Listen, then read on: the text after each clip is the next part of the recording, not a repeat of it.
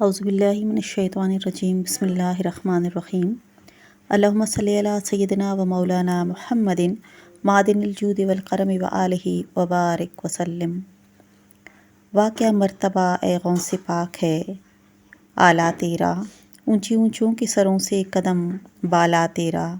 سر بھلا کیا کوئی جانے کہ ہے کیسا تیرا، اولیاء ملتے ہیں آنکھیں وہ ہے تلوا تیرا، جو ولی قبل تھے یا بعد ہوئے ہوں گے سب ادب رکھتے ہیں دل میں میرے آقا تیرا، صلو علی الحبیب صلی اللہ تعالی علی محمد صلی اللہ علیہ وآلہ وسلم۔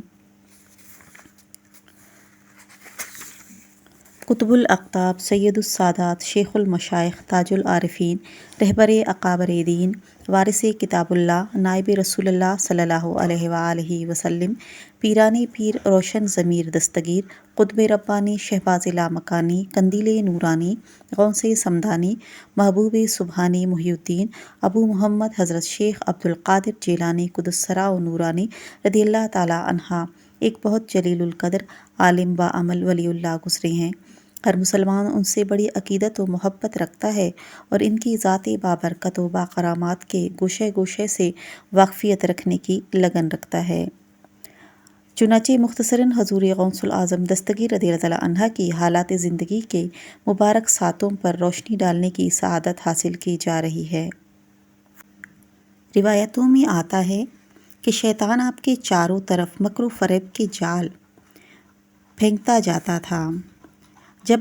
آپ ریاضت اور مجاہدوں میں مصروف تھے۔ ان جالوں میں آپ کو پھانس کر زیر کر لے گا مگر اسے کامیابی نہیں ہوئی۔ آپ رضی اللہ تعالیٰ عنہ ان شیطانی پھندوں کو توڑنے میں مشغول رہے یہاں تک کہ اللہ عز و جل کی رحمت خاص کے سبب کامیاب ہو گئے۔ روایت ہے کہ ایک دن آپ رضی اللہ تعالیٰ عنہ عبادت و ریاضت میں مشغول تھے کہ زمین سے آسمان تک آنکھوں کو چندھیا دینے والی تیز روشنی ظاہر ہوئی۔ پھر اسی روشنی میں ایک چہرہ ظاہر ہوا جس نے گرجدار آواز میں آپ کو پکارا، اے عبد القادر، میں تیرا رب ہوں اور تیری عبادت و ریاضت سے خوش ہو کر تجھ پر تمام فرائض کو معاف کرتا ہوں اور تجھ پر حرام چیزوں کو حلال کرتا ہوں، لہٰذا اب جو جی میں آئے کر۔ حضور غوث اعظم دستگیر رضی اللہ تعالیٰ عنہ فرماتے ہیں کہ میں نے سوچا سرور کائنات صلی اللہ علیہ وآلہ وسلم اتنا اعلیٰ مرتبہ حاصل ہونے کے باوجود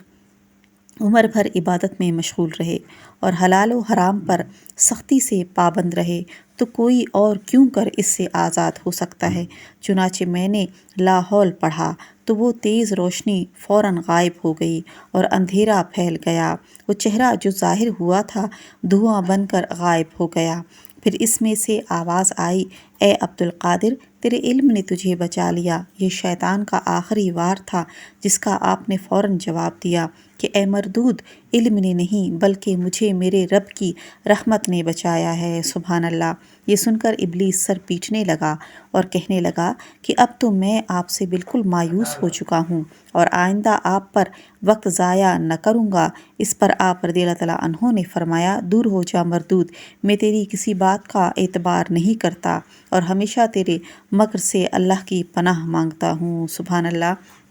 صلو علی الحبیب صلی اللہ تعالی علی محمد صلی اللہ علیہ وآلہ وسلم۔ سنا آپ نے کہ حضور غوث اعظم دستگیر رضی اللہ تعالیٰ عنہ نے شیطان کو کس طرح شکست دی